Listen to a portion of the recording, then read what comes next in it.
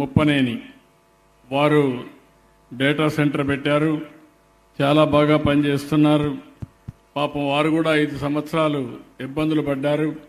నేనున్నప్పుడు నా మీద నమ్మకంతో ఏ ఊరు రాని సమయంలో ముందుకొచ్చి అమరావతిలో డేటా సెంటర్ పెడితే వారు కూడా ఇబ్బందులు పడ్డారు. ఇప్పుడు వారికి కూడా బంగారు భవిష్యత్తు ఉంటుంది, నాకు అనుమానం లేదు. వారు ఏ విధంగా ఒక మార్గదర్శిగా వారిని ఎంపిక చేస్తున్నాను. ఏం చేయగలుగుతారో వాళ్ళ రిసోర్సెస్ గురించి నేను చెప్పిన కాన్సెప్ట్లో ఎంతవరకు ఉపయోగపడతారో వారు ఒక ఐడియా ఇస్తారు. ఐడియా ఇచ్చిన తర్వాత ఈ కుటుంబం విషయం కూడా మీరు విన్నారు. ఇప్పుడే ఈ కుటుంబాన్ని చూస్తే ఒక పేద కుటుంబం, ఒక తల్లి మాత్రం ఉంది ఆ అబ్బాయికి, అశోక్ కుమార్కి, ఆ ఆడబిడ్డలకు అత్త, ఇద్దరికి పెళ్ళిళ్ళు అయినాయి. ఒక్కొక్కరికి ఇద్దరు పిల్లలు ఉన్నారు. అందరూ కలిసి ఒక ఇంట్లోనే ఉన్నారు. ఇళ్ళు కట్టించే బాధ్యత నాది. షాపులు కూడా అవసరమైతే డబ్బులు కొంతవరకు పెట్టే బాధ్యత నాది. ఏ విధంగా వాళ్ళ జీవితాలు బాగు చేసి, ఇప్పుడే మా కలెక్టర్ అన్నాడు, ఒక మాట అన్నాడు, కార్పెంటర్కి కానీ ఆధునికమైన పర్మిట్లు ఇస్తే ఇప్పుడు 500 సంపాదిస్తున్నారు, రేపటి నుంచి 3000 రూపాయలు వస్తుందని చెప్పి అన్నాడు. ఇంకో పక్క మెకానిక్ ఇప్పుడు 500 రూపాయలు కూడా రావడం లేదు, 300 400 వస్తూ ఉంది. మంచి షెడ్ పెట్టిస్తే ఇక్కడ వెహికల్స్ అన్నీ ఉన్నాయి, కనీసం రోజుకు ఒక 2-3 వేల రూపాయలు వస్తుందని చెప్పాడు.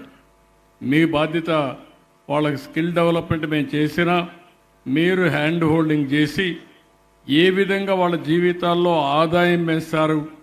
వాళ్ళ పిల్లలు చదువుకుంటున్నారు, వాళ్ళు గవర్నమెంట్ స్కూల్లో చదువుతున్నారు. అక్కడే చదివిస్తే మీరు ట్యూషన్ పెట్టిస్తారా, వాచ్ చేస్తారా, వాళ్ళలో స్ఫూర్తి ఇస్తారా?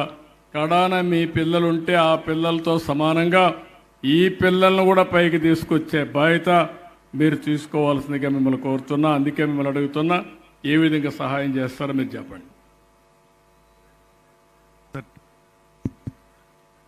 2014 అక్టోబర్లో కలిశాను సార్. ఫస్ట్ యుఎస్ నుంచి వచ్చి దేవుడి దయ వలన 20 సంవత్సరాలు అమెరికాలో పనిచేసి బాగా సెటిల్ అయ్యి ఇండియా వచ్చిన తర్వాత ఏదో ఒకటి చేయాలి అనుకునే టైంలో సార్ని 2014 అక్టోబర్లో కలుస్తాం జరిగింది. నీలాంటి వాళ్ళు 20 సంవత్సరాలు అక్కడ చేసిన తర్వాత ఇక్కడికి వచ్చి ఏదో ఒకటి చేయాలని చెప్పి నేను డేటా సెంటర్ పెడతానంటే చాలా ఎంకరేజ్ చేశారు. ఆ స్ఫూర్తితోనే నేను వెనక్కి వచ్చి అక్కడున్న ఎక్స్పీరియన్స్తో, అక్కడున్న కాంటాక్ట్స్తో, నెట్వర్క్తో ప్రపంచంలో one of the best data centre మన అమరావతిలో కడతాం జరిగింది. సార్ 2017లో ఓపెన్ చేశారు. ఆ తర్వాత ఎన్నో మంది, వేల మందికి ఉద్యోగాలు ఇస్తాం జరిగింది.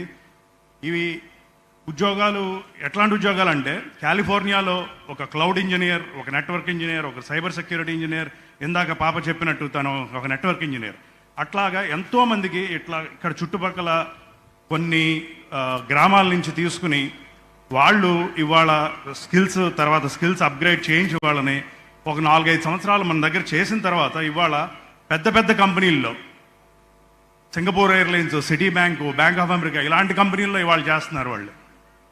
సో అంత కోట్లు సంపాదిస్తున్నారు. అలాగే ఒక ఎగ్జాంపుల్ సార్ చెప్పినట్టు అనిల్ కానీ, ఆ పాప రత్న కానీ ఇట్లాగే ఇంకొక 10 సంవత్సరాల తర్వాత వెనక్కి వచ్చి ఇట్లాగే ఏదైనా చేయాలని కోరుకుంటున్నాను. సో ఇవాళ సార్ చెప్పినట్టు ఈ కుటుంబాలు చూస్తుంటే చాలా కడుపు తళికిపోతుంది. కాకపోతే ఏంటంటే దేవుడు మనకు ఒక పొజిషన్ ఇచ్చాడు, అవకాశం ఇచ్చాడు. ఇలాంటి టైంలో మనం చేయకపోతే చాలా కష్టం. ఇంకొకటి ఏంటంటే సార్ టెలికాం పాలసీ గురించి చెప్పారు. 1994లో టెలికాం పాలసీ ఆ రోజున చేసి ఉండకపోతే మన ఇండియాలో ఇన్ఫర్మేషన్ టెక్నాలజీ అనేది అంత పెద్దగా ఇది అయ్యేది కాదు.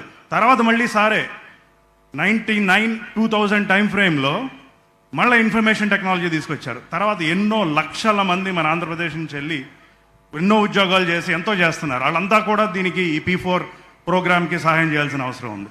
ఇంకొకటి ఏంటంటే 2047 విజన్ బంగారు ఆంధ్రప్రదేశ్ ఏదైతే సార్ ఇందాక చెప్పారో దానికి ఈ P4 అనేది మేజర్ మైల్ స్టోన్, ఒక పెద్ద మైల్ స్టోన్ అవుద్ది. ఒక 5-10 సంవత్సరాల్లో ఈ P4 ప్రోగ్రామ్ మనం అందరం సక్సెస్ఫుల్గా ఇంప్లిమెంట్ చేస్తే ఇది ఒక హార్వర్డ్, స్టాన్ఫర్డ్ లాంటి యూనివర్సిటీల్లో ఒక కేస్ స్టడీ అవుతుంది. ఇదందరూ మీరు గుర్తుపెట్టుకోండి. ఒక 5-7 సంవత్సరాల తర్వాత మళ్ళీ మాట్లాడుకుందాం. ఒక పెద్ద కేస్ స్టడీ అవుతుంది. సో సో మనందరి మీద ఆ బాధ్యత ఉంది. సో ఈ కుటుంబాన్ని ఇంకా చాలామందిని సార్ మేము ఒక అపాయింట్ చేసి మాత్రం ఒక సిఇఓని పెట్టి ఎంతమందిని మీరు చేయగలుగుతారు? ఈ ఊర్లో 306 మంది ఉన్నారు ఈ ఊర్లో.